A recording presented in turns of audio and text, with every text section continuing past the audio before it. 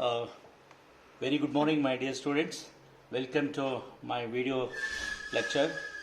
And today's topic is on ring modules. To study the ring modules, first we should understand the meaning of the vector space, subspace, the linear combination of vectors, basis, then finite dimensional, then rank of a linear transformation, and so on, that we have studied in the last sem. Let me define the word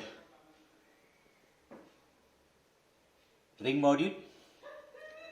And a ring module, we call it as an A module, M, is said to be finitely generated of free A module, that means ring module, if M is isomorphic to the internal direct sum, that means M plus M2 and so on, Mk, and we call this one as the internal direct sum of M's, where each Mi, I may take the values 1 to k, is isomorphic to A as an A module. By writing, we write what the ring modules, A plus, I mean the internal direct sum of all these A's, we denote it as A to the power k. To say M is finitely generated, M should be isomorphic to the internal direct sum of M's, and this is isomorphic to A to the power k. A to the power k means the internal direct sum of all these A's. And what is this? A to the power k means it is a set containing k ordered elements, and the k value lies between. The k values lies between. Now this is I lies between 1 and k. That means we see k number of elements. As we know, L of S is equal to V. L of S is equal to V means L of S equal to V means each vector of a vector space can be expressed as a linear combination of what? Set of vectors that we have studied in BSc. Using this concept, I'll rewrite the k ordered elements, not k ordered, I, A1, A2 and so on, AI. This vector can be expressed as linear combination of vectors using unit vectors. If you simplify this one, we get back the same. Okay, what this E1, E2, Ek stands for the unit vectors. Let me define a mapping or the transformation from A to the power k, that is the internal direct sum of all these A's, to what? A finitely generated A module, that is isomorphic. Isomorphic means once again it must be a linear map, that means homomorphism, 1, 1 and onto. As we know, whenever we have a mapping, the condition should be there. If these elements belongs to domain is equal to this side, the image of codomain elements. And we know that this can be expressed as a linear combination of vectors. If you simplify, we get x summation ai xi. I takes the values here. Phi of ei means x1, phi of e1 means x1, phi of e2 means x2, phi of ei means xi. And this representation, what? X is equal to summation ai xi is always unique. If I take mi equal to axi, where all these modules or the submodules of M, and M is the internal direct sum of all these, that is AX1 plus AX2 and so on AXK, and we say that the set containing k elements forms a base. Whenever it forms a base, definitely we have the dimension. From the dimension we know the rank. Since we have k number of elements, therefore the rank is what? K. Let me take one simple example.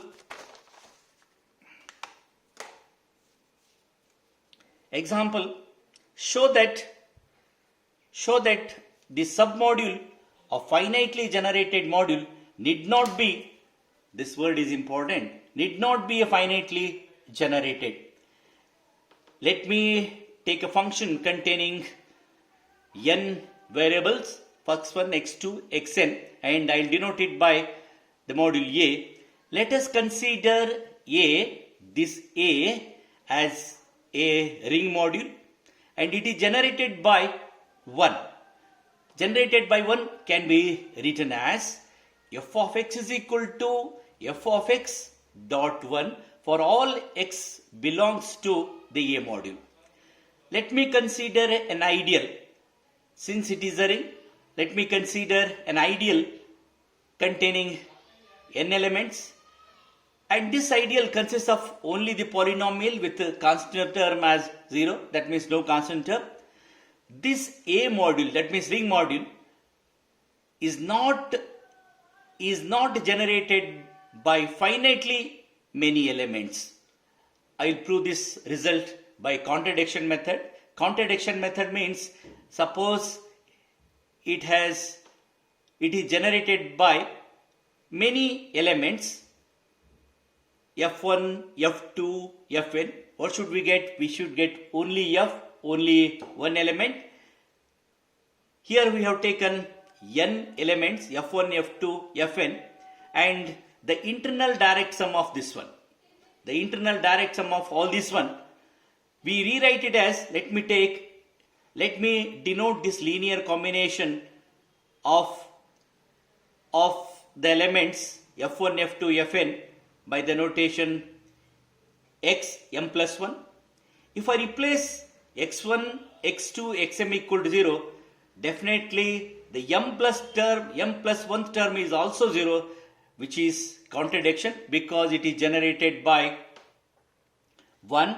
Therefore, hence what it shows? It shows that this f, the ideal, is not finitely generated by many elements. Now, I'll take one important theorem. The theorem is like this. If M is finitely generated A module, if and only if M is isomorphic to the quotient of A to the power n for some positive integer n, we can prove this theorem like this. Let me consider a finitely generated A module. I'll denote it by M, generated by the elements x1 to xn. Let me define a map phi from A to the power n to m. Here we have the word quotient. So keeping this point in mind, let me continue. Whenever we have a map, the condition should be there. So the condition is like this. Clearly, this mapping is homomorphism and onto because it is isomorphism, and 1 also. And we have studied 3 isomorphism theorems. Using the first isomorphism theorem, that is, here I made use of this word, the quotient of A to the power n. A to the power n over kernel of a mapping, that is phi, is isomorphic to m, that is m is isomorphic to A to the power n by n, or you may write it as where n stands for the kernel of homomorphism. So this completes the isomorphism property. Now what I do now, I'll prove this one conversely, and as you know, the converse part is very easy, very simple always. Let me take the isomorphism of m and this one, that is A to the power n by n for some positive integer n. This is an m is isomorphic to A to the power n by n. That means we have to construct a mapping. Let's say is a mapping from A to the power n by n to m is an isomorphism. Then we have the mapping, the previous mapping. A to the power n a to the power m to m. Where the linear map means it is a homomorphism mapping. To verify, we have to take the standard basis, that we know that the unit vectors are always the standard basis. Let me consider the unit vectors form a basis of a to the power n. Since we have n number of elements, therefore we have to take n unit vectors, and taking the images of this one and denote each image by the notation x1, phi of e1 by x1, phi of e2 by x2, phi of en by xn. Okay, that means putting e of e to the phi of ei is equal to xi. This will generate m. Let me take, if x is a member of m, then x can be expressed as the linear combination of vectors, that is v equal to L of s, using that concept. And what it shows that, this shows that this m is finitely generated. Now, one important and beautiful theorem, that is Necam's lemma. Statement is like this: let m be finitely generated A module, I be an ideal contained in a Jacobson radical, and Jacobson radical is denoted by G of a ring A. Then I am equal to m.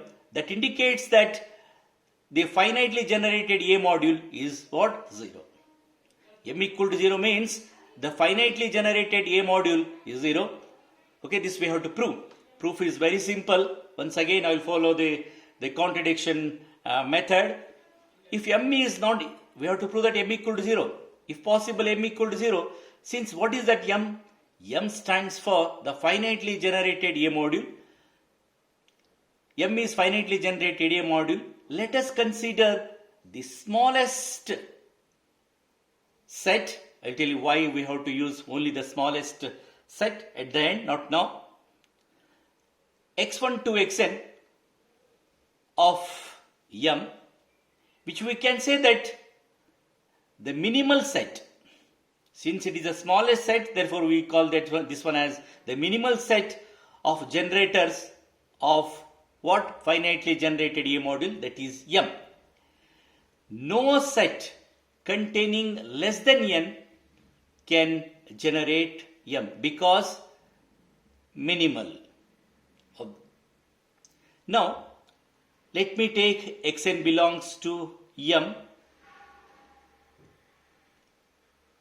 and we know that m equal to im, m equal to im, and that means that xn belongs to im. As you know, if A belongs to A, then B belongs to B, then AB then what? A equal to B. Since we have this condition A equal to B, and xn, every element can be expressed as a linear combination of vectors. Let me take xn equal to summation ai, yi, I takes a values 1 to k, where this ai is an element of an ideal and yi is an element of what? Finitely generated A module.